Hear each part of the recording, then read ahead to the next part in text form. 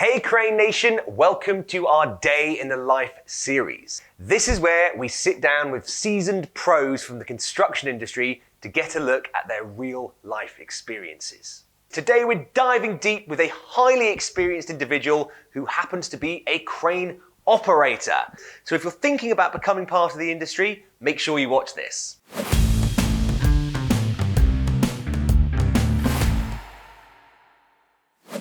Jimmy, you are a seasoned veteran of the lifting industry and a tower crane operator.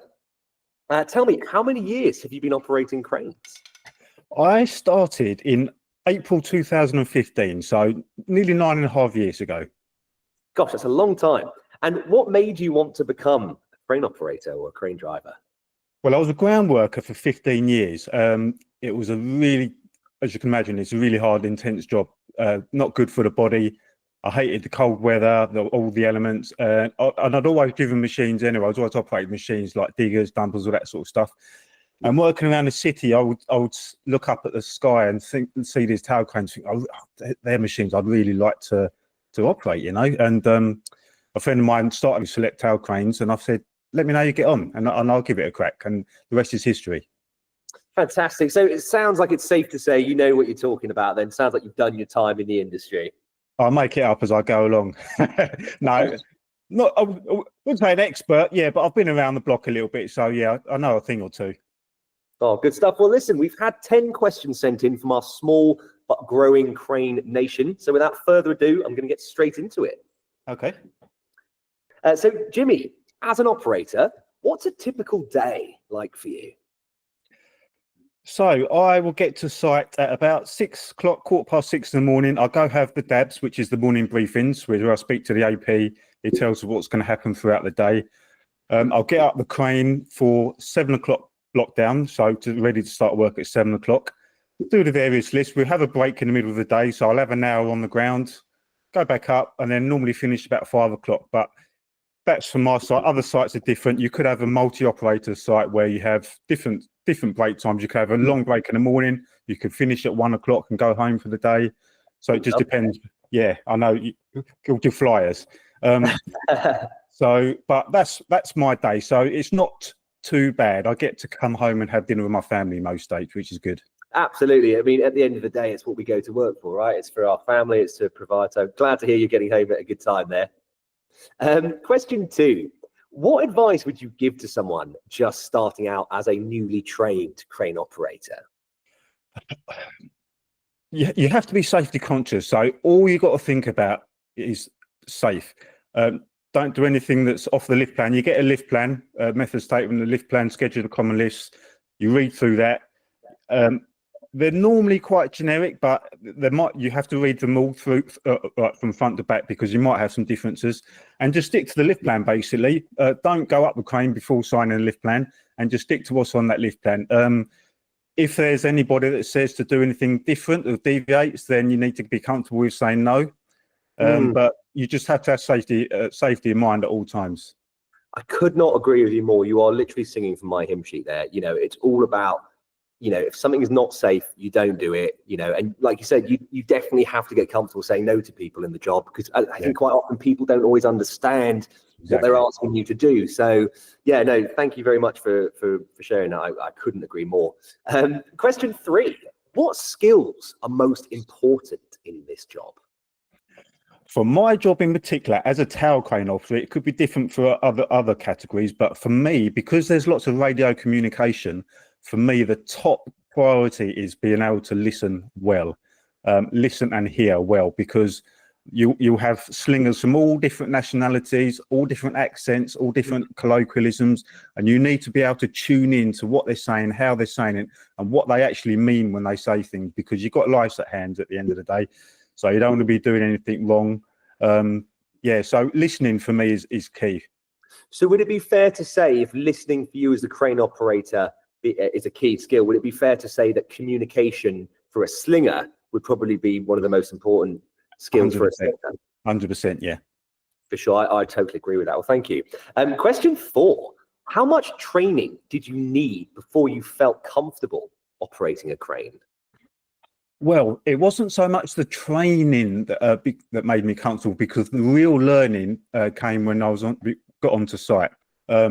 It took a few months to become really comfortable, because each site is different. You get different types of lifts, lots of different scenarios you need to prepare for and assess, lots of different types of people that you need to work with and deal with. So it does take a little while to get very confident in what you're doing. Yeah, so a good few months, I think. Totally agree with you. What sort of things were you like? What was in your first job? What sort of things were you lifting? So remember, I know it was 10 years ago. yeah, so my first job was a demo job. So that was like cutting out slabs, big concrete slabs from different floors down. So going right down into holes, cutting them out, taking them out. But when I got into what I call a big site, it was a high-rise building. It was concrete, lots of concrete with the concrete skips, shutters, pans, rebar, all sorts of stuff like that to make up the floor and the structures, concrete columns, steel columns. Yeah. Sounds like you were thrown right in at the deep end there. Yes, but that was what I needed. It was good. Yeah.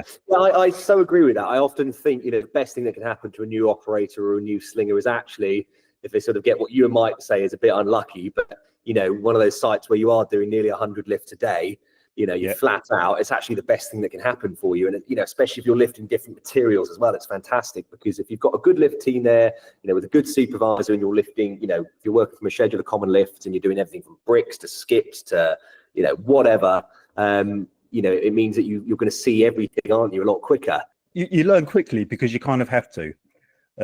If you go on like the thing is, what happens if you go on a job where you do sort of like 4 or 5 lifts a day of the same thing, one, when you have got to start doing things, you don't really want to, you kind of think, oh, I can't be bothered now, and also you don't really learn because, like you say, you're doing the same sort of thing. But yeah, a wide variety of stuff is good, helps you learn quickly.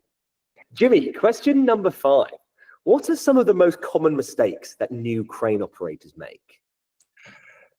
That is a trick one. I'll speak from my experience. A couple of things I did when I first started out is not, I wouldn't say not looking at reading so much. So probably not accounting for the overrun. So the overrun of the crane is when you're hoisting and you stop hoisting, the hook keeps on going.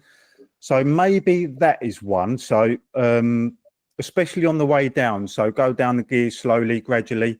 Whereas a couple of times I'll probably go down a bit too fast because it's difficult to see the ground. So it's about checking the height reading. So that's one. Another one is probably, not